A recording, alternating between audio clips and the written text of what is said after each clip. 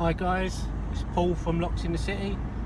I thought I would do a video as I was talking to a couple of guys today, the other locksmiths, and we just all started chatting about how we all became locksmiths. I thought it might be an interesting video to share with people of how I actually got into locksmithing.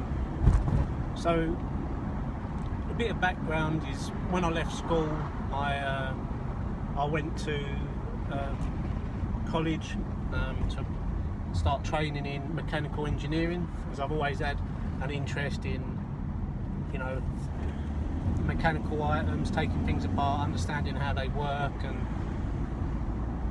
I always seem to excel at that sort of thing in technology at school and woodworking and everything like that. So it sort of made sense to me to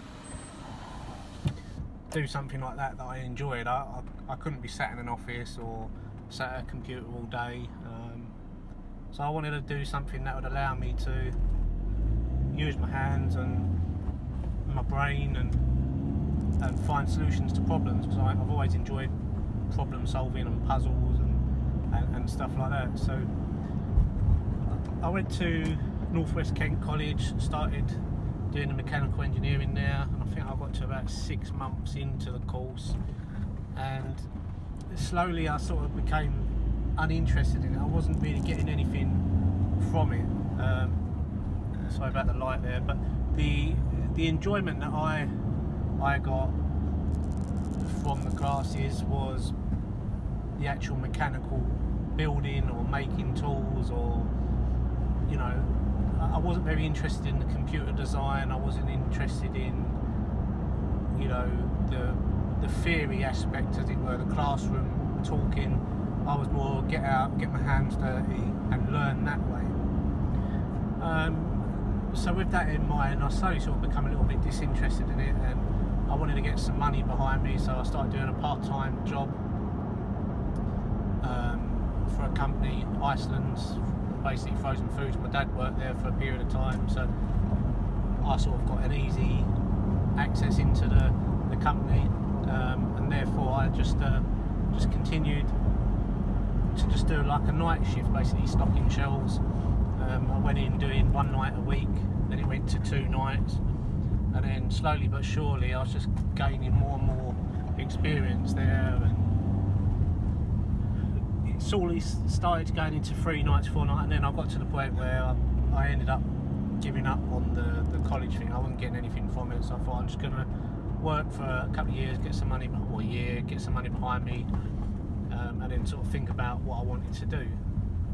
But the problem with retail, I found, is once you get into retail, you tend to get sucked in, and it's quite easy to get tied up and sort of lose your way, and, you know, one day blends into the next, and you almost get very lazy with it, because you sort of get the mentality that you're not going to find anything else, and this will do for the time being until you decide what you want to do. So I then sort of slowly worked my way out extra days, doing all the hours I could, and then before long I was doing 6-7 nights a week, 12-hour shifts. So you were sleeping during the day, getting up at night time, and going to work. So weekends and stuff, you were, you know, so you didn't really have a life. Then I went away for a couple of weeks, and then when I came back I found that they cancelled the night working, and I was then moved on to days. And then slowly, after a period of time, I basically worked the way up like the career ladder. I went from supervisor to duty manager, and then I never actually got the title of the deputy manager, like second in command, because again they have a way of sucking you in, getting you to do all of the jobs and the tasks, but not actually paying you for it by not giving you the title of anything. So they lead you to believe that you're going to work your way up. Anyway, long story short, I ended up getting tied up for probably about 7-8 years in retail, you know, and wasted a lot of time. So I decided then that I was going to start looking for another job, and that I'd need a car to get myself around to all of the interviews, and So I bought an Exchange Mart and started looking for a new vehicle. Did that for a few weeks. Eventually found a car, but also in the back of the magazine was businesses for sale. You know, being interested, I wanted another job. I thought it'd be interesting to have a look through, and so I scrolled all the businesses for sale, and there was like oven cleaning businesses. There was, you know, online businesses, which had, the online sort of thing had only really started to sort of build. You know, it's still relatively early days, as we know, compared to online businesses as we know now. But then there was one business in there that caught my eye, and that happened to be a locksmith business. There wasn't a great deal of info in there. It was just basically locksmith business for sale, vehicle, tools, everything included in the sale, and a small collection of locks, and that they could offer training. And I never actually bought that business, but it just planted a seed, and I liked the sound of it, and it intrigued me, and it was to do with tools, and I thought to myself, that sounds interesting. So I went away and looked into it a little bit more, and literally from the moment I started reading and investigating a bit more, I became hooked at that point before I'd even picked the lock.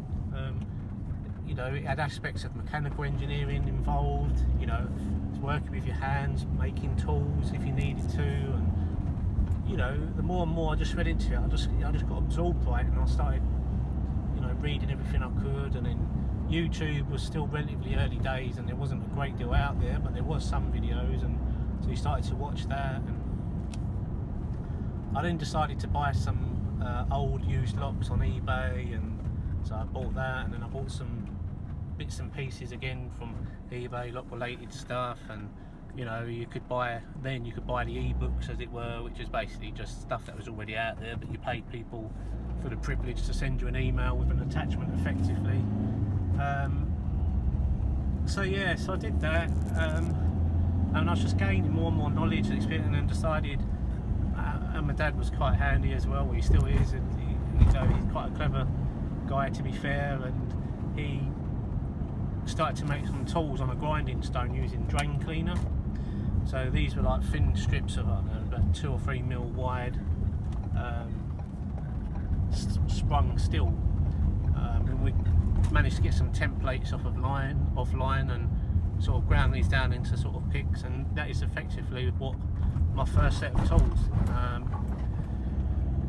So I played around with cylinders, and I wasn't really getting anywhere with anything, you know, and slowly but surely, you know, sitting there for hours, and you started to feel things. And on one particular day I had this cylinder, and I still hadn't picked anything at this point, and I was just picking through it, and this one particular time I thought, I just pressed on that, and there's, you know, the lock started to react differently than normal, and then I started feeling through, and then all of a sudden the lock opened,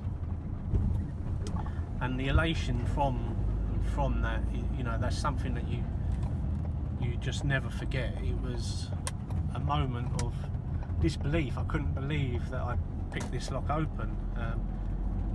So I reset the lock, and I spent more time, and you know, again I thought, maybe it's just a fluke, because after an hour I still hadn't opened this lock again.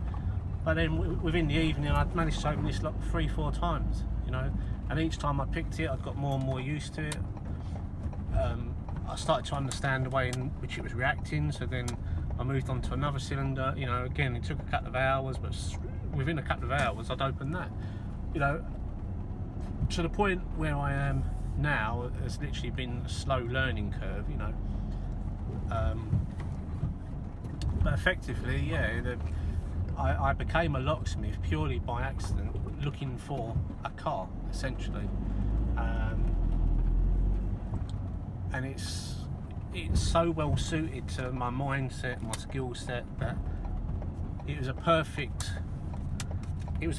solution. If I just wish I'd have found locksmithing before I fell into retail, and I kind of wish that, you know, I'd gone into locksmithing from when leaving school, because I think if I had managed to do that, things would be much better than what they are now. You know, I'd be further down the line.